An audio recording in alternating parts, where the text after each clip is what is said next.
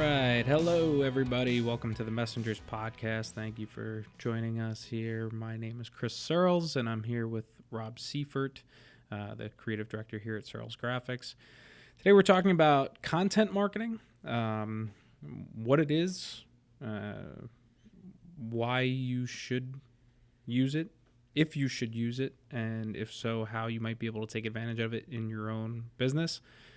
I guess we'll start maybe with a definition of content marketing, which is going to be kind of a broad definition, but really content marketing these days is just about everything that you're doing that's not advertising.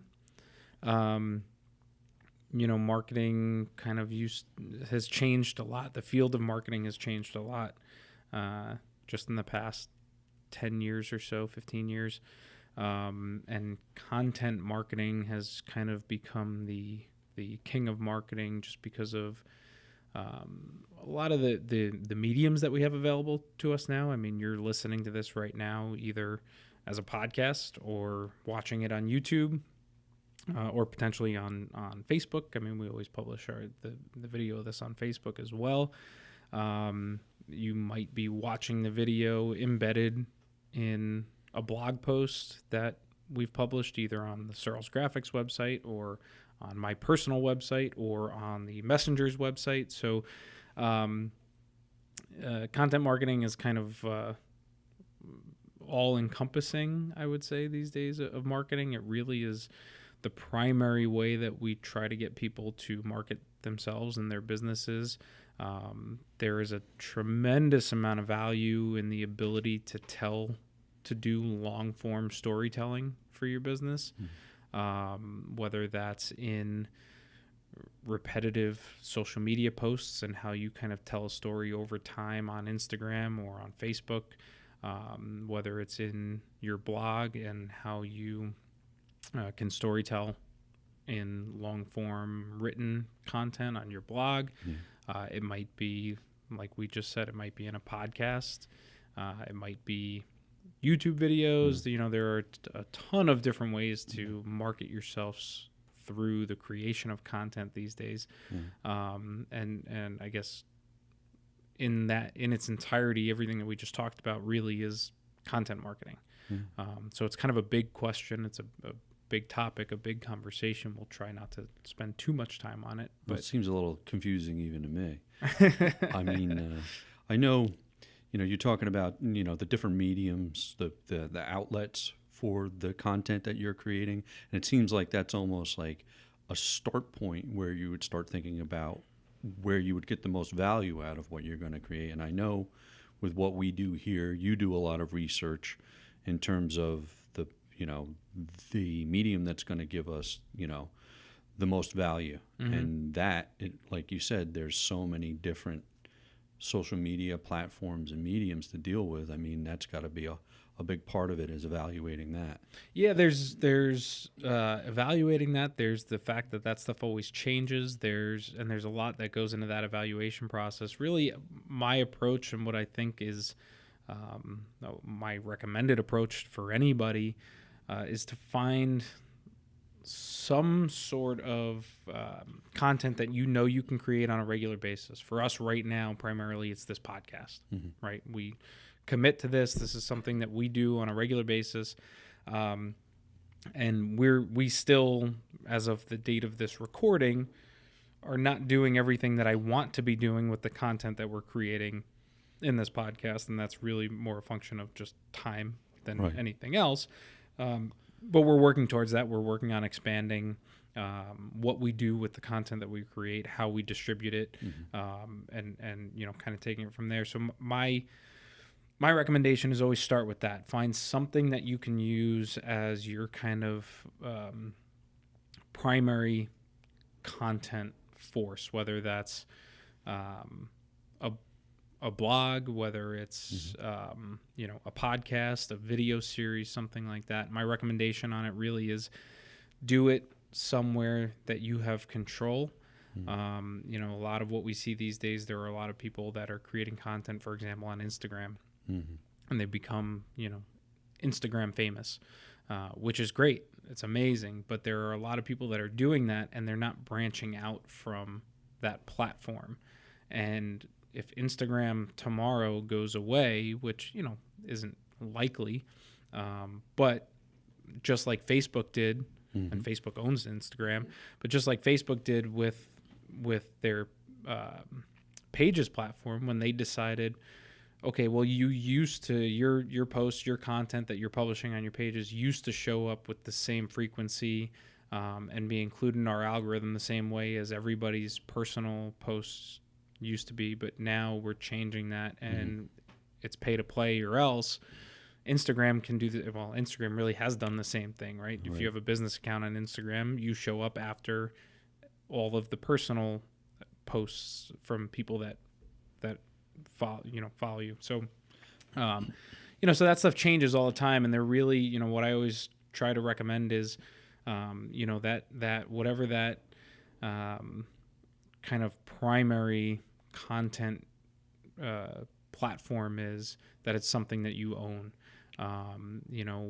Where it's either a blog or it's distributed through email, or again, not necessarily something that you own, but where you are working towards ownership of your audience. Okay. For the same reason, again, if you're on YouTube and you have 5 million followers on YouTube, and YouTube decides tomorrow that they say, okay, that's great, but now we want all of your subscribers, you got to pay 10 cents for every one of them that you actually want your content to be sent out to. Again, whether or not they would do something like that is kind of besides the point. The point is that they could do it. You would be powerless to stop them from doing it. And all of a sudden you could go from something that was your entire business to, well, that's just disappeared because I had no control over the distribution of my content to that audience. So diversification is important, as you were kind of saying, a lot of the research I do on where we publish it and how we publish it, there's a reason why it's available in video format and audio format, because different people consume content differently. Some people want to listen to it while they're driving in their car. Other people like to sit at home at night and watch videos on YouTube. There's a lot of different ways that people can consume content, and a big part of that, and a big part of content marketing these days, is making sure that content is available in a way that those people want to consume it, because they're going to choose their platform probably before they're going to choose who they're listening to. And so it's important that you're actually available on the platform that they want to watch or listen to it on, or read it on, because that's going to be the primary determining factor. I think, maybe the thing to consider is what you talked about before, is whether a blog would benefit a company. I mean, how do they determine that? Social media outlets are maybe an easier answer for most companies. They can determine that, but I think a lot of our clients aren't sure whether a blog will work for them or not. Yeah, I like blogs still, primarily because of exactly what we were talking about. That's kind of your, it can live on your website, and it's something you have complete control over. And then I like the idea of driving people at some point in time, no matter where they are, to try to make it to your website. Ownership, your blog, exactly, because at that point, once they're there, now it's okay, well, subscribe to our email newsletter, at which point, I have some ownership over my, I have complete ownership over my list, because as long as you are subscribed, I can continue to market to you. We talked about a few episodes ago, we had a message about text marketing, and the value that we see in text message marketing. And you can do the same thing on once you get somebody to your website, it's easy to get them, it's easy to give them the option to subscribe to your text marketing list, and then be able to use that to then drive them back to your website, or back to wherever you really want to drive them to when you have more content and when you have it there. Maybe talk a little bit about the how some of these social media how it's integrated in a blog. Like if you have a blog, how can people branch out from there? How do people find your website? Things like that. Well, so that's, I guess, kind of what I was talking about from the kind of primary content factor. Like a hub. Yeah, is once you have that kind of primary content source, right? So if it's a video series you're going to produce, or if it's articles you're going to write, or from there, then it's about adapting that content for the platform that you want to promote it on. So Instagram is obviously very image heavy. So whether it's taking quotes, pulling quotes out of blog articles that you've written, or we publish video clips that are shorter, clips from our podcast that then kind of encourage people to go and listen to the whole podcast. If you liked what was said there and you want to hear more, that was just a short clip, go subscribe to the podcast, or watch the whole video on YouTube and subscribe to the channel on YouTube, or so the idea is, once you kind of have that content, then to know the platform enough to adapt the content to the platform and be something that people are going to engage with on that platform, and diversify. Okay. Right? So you're driving people from social media outlets to your blog. Yep. But do you do it the other way? Sure. Right. Again, depending on whether or not there's an advantage to that. Okay. So that, I think, more ties into what your what your primary medium is. So for a lot of people, social media is that primary medium, and they're trying to drive people that might come to their website to follow them on Instagram, because they're making their money by selling sponsored content on Instagram. That doesn't mean that they shouldn't try to branch out from that and, also sell, sponsored content on their blog and their website or other social media platforms. But their primary revenue generator right now might be Instagram, and that somebody's looking to reach out to that market. So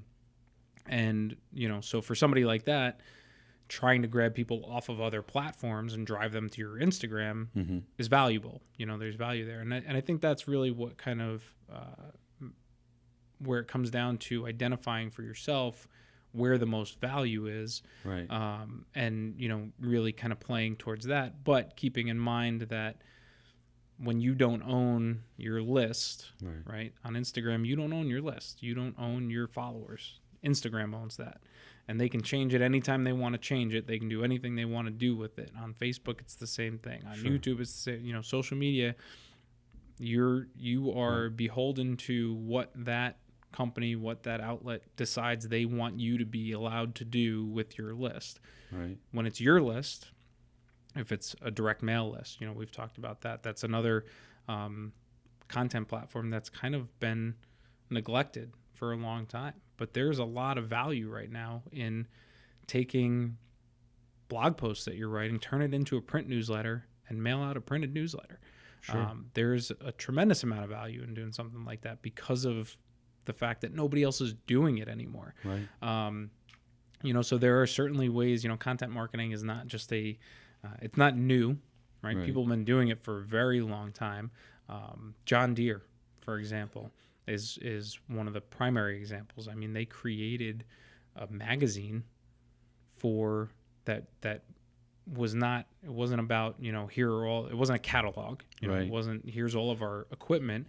It was a magazine that was targeted towards their ideal customer, and they created content that actually mattered to their customers, and that was a huge part of what helped them build the brand that they built, because it was more about, let's just serve the customer. Let's find content that matters to them. Let's find a way to help them do what they need to do. And oh, by the way, we also sell equipment that helps do the same thing. Right. Well, I mean, you can see how it would work, and they would have the resources to do something like that, a big company like John Deere. I'm just wondering, how a small business would evaluate whether content marketing is going to benefit their company or not. I think the bottom line is it absolutely can.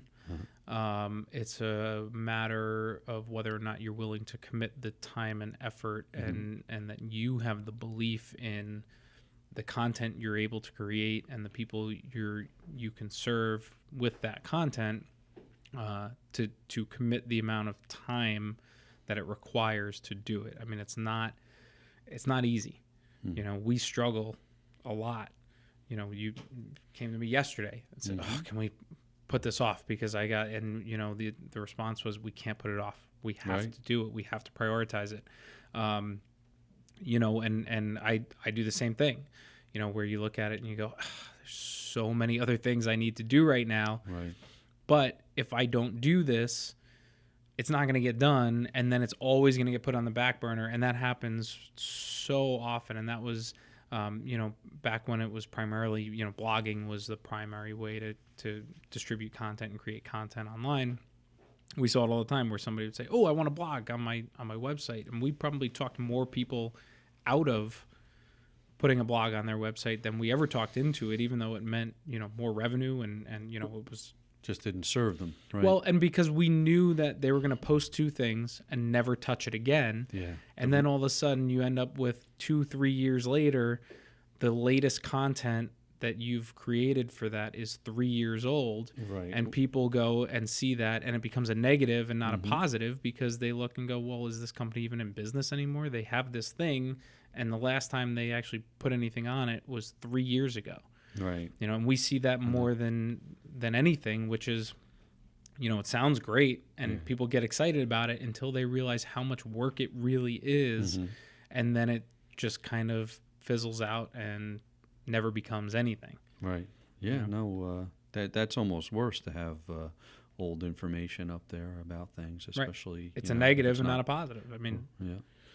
And I think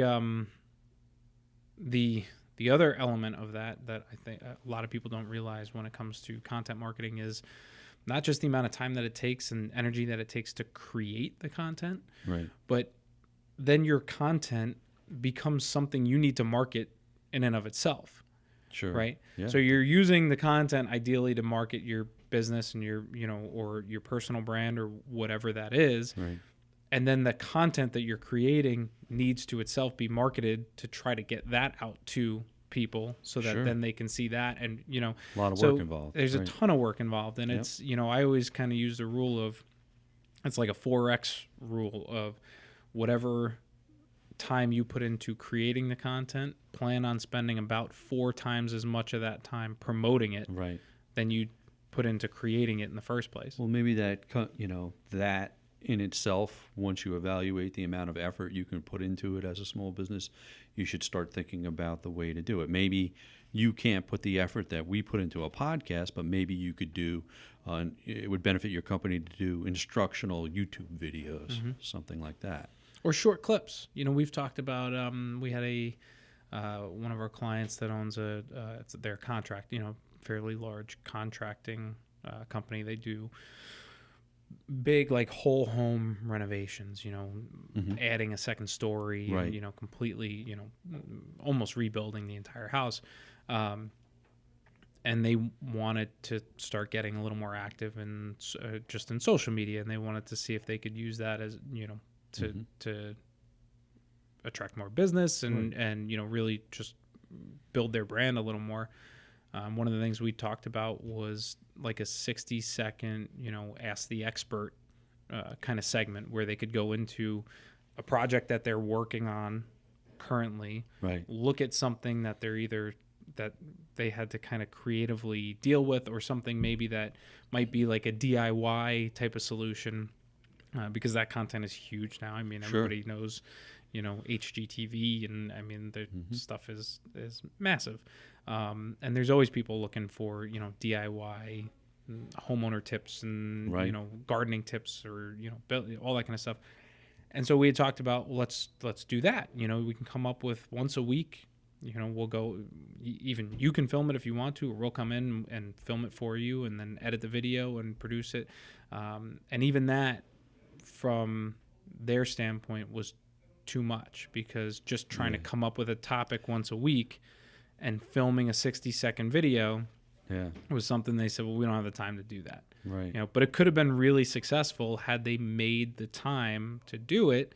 But you need to value it, and you need to prioritize it for it to be successful. Otherwise, that's what happens, and that's Sure. why a lot of people don't do it, because they don't value it, and then they see people doing it the right way and say, "Oh man, I wish we should be doing that," but they never actually prioritize it the way the people that are doing it prioritize it. Right. Sort of a catch-22 for small businesses, where if you're a big enough company to invest in something like content marketing, you're so busy you don't have time to do it. Mm-hmm. Well, and I think the other aspect of it that I see as a positive for us in doing what we do, from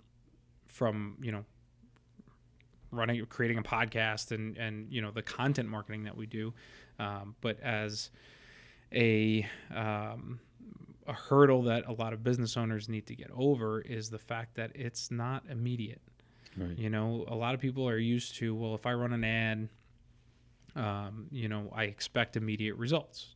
The ad is either going to generate what I need it to generate or it's not, and which means that either I'm going to continue paying for that advertising or I'm going to shift it somewhere else or do whatever. Sure.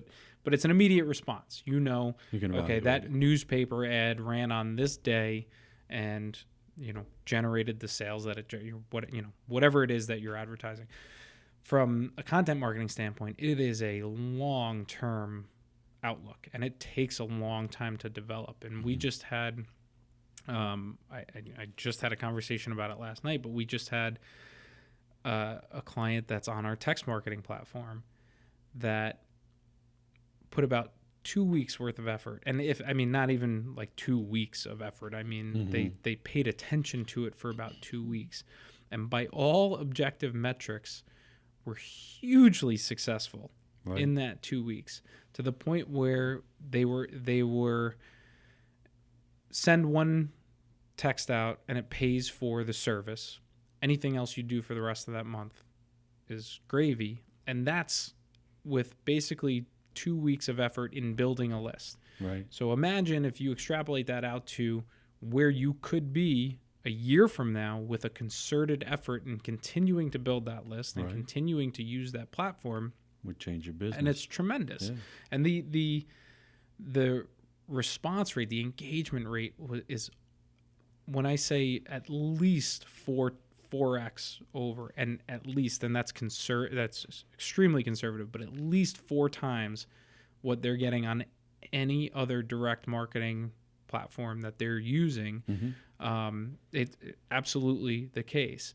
And I got an email saying, hey, shut it down. It's not really working for us. It was a good effort, but it's just not cutting it. And when I had the conversation, it was, well, you can see the numbers, they're just not big enough and they're whatever. I said, but you put 2 weeks into building a list. Your email list took 20 years to get to where it is. Right. And you put 2 weeks of effort into this, and you're telling me that the numbers aren't big enough. Of course they're not big enough. It's been 2 weeks. Well, that's the problem for them, it seems, is they don't have the time to put the effort to do anything to do with it, even though it's, very helpful in terms of their business. And I think it's less, I think across the board, it's not that people don't have the time.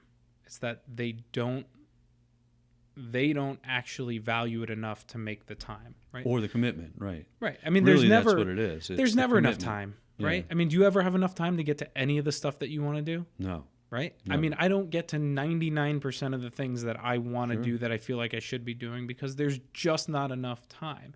So it's about valuing it enough to make the time and prioritize it over other things that just are not as valuable. Right. And it does have the value is there with content marketing. It's, we are not the first people to talk about how valuable it can be, and that, you should be doing it. There should be something that you're doing there. Right. It more comes down to getting past that hurdle of knowing it's an investment, it's going to take time, and you need to value it enough and have a long-term enough outlook on it to say, I'm going to put a year, 2 years into this to give it a real shot and see whether or not it really works. Right. I mean, assign someone to do it or do it yourself and make the commitment to do it, and it'll show the results. yeah, I mean, we had it with our blog, right? When we first started, when I first started writing a lot of content, publishing a lot of content on our blog, it was 3 years. 3 years of regular, twice a week publishing and putting a lot of effort into, almost like a full day a week in coming up with ideas, writing content, distributing that content, sharing the content, promoting it, all that kind of stuff. And we didn't really, really see the value of that for about 3 years. And then when it hit. I mean, we see it all the time now where it's, how did you hear about us? Well, you were the first result in a search that I did online, or, all Somebody that kind of stuff. Somebody called the other day, said they saw a video about what we do. Online. So. Exactly. And that's, and so it's time consuming, and it's a long-term outlook. It's a long-term payoff. But if you're able to put that time in and your competitors aren't, it puts you in a much better position over the long term. Definite advantage. And that kind of, the other benefits of that are something I think a lot of people don't understand too, where you were asking about what platforms, and, the fact that regular blogging, publishing content regularly on your website is a huge boost to your search results. We get a lot of people that want search engine optimization. And when I tell them, look, the days of being able to kind of pay somebody to go on and do a little magic on your website and, maybe generate some inbound links from other kind of high ranking website, stuff like that used to be what SEO was really about, right, are pretty much gone. It's about content these days. It's all about content. Google has always strived to be about content. They're now getting to the point where they are exceptionally good at determining whether or not the content somebody's looking for exists on your website or not. And if it doesn't, you're not going to show up. It doesn't matter how many inbound links you have. It doesn't matter what you do to optimize your on page. If that content doesn't sit on your site, if you're not geographically located and don't have the technical awareness to let Google know that you're geographically located within the radius of, what would be a local search result, somebody looking for a restaurant or a landscaper or, some home service, something like that. But primarily it's about, does that content exist on your site or not? And, so from an SEO standpoint, there's huge value there. That is the primary way to improve your search engine rankings.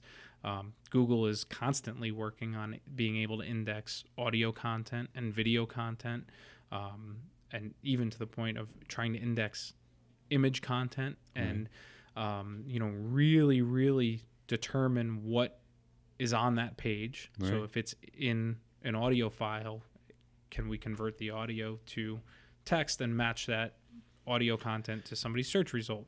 Video content the same way. They're still not there yet as far as where I know they want to be in terms of being able to index and serve that content for search results, but they're actively working towards that. So it doesn't just mean it's got to be blog content, but for right now that helps because that is a primary way to improve your search results. Right. But there are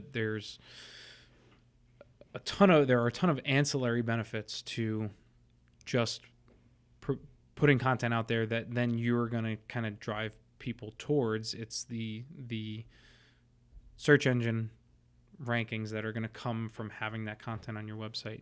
It's the ability to remarket to those customers. A lot of people don't to this day realize that we can make it so that when somebody goes on your website, they're going to start seeing ads for your business. I'm sure people see it all the time. Mm-hmm. They see that, well, I did a search for this on Google and now all of a sudden I'm getting ads all over the place for this. But content marketing is a huge factor in that, because if somebody runs a search and they go to your website because they found an article that was about what they searched on, and you sell a product that's related to that search, now you can continue to remarket to them on Facebook, on Google searches, on anybody that serves Google ads, on anybody that serves Facebook ads. You know, you can do all that stuff, all because you had a piece of content on your website that showed up for somebody's search, or somebody shared on social media and somebody clicked on that and went to your website, and now you can remarket to that person. You know, so there are a ton of ancillary benefits that come from that, but it really comes down to having the content in the first place that's going to get somebody there, and then being able to capitalize on it after that.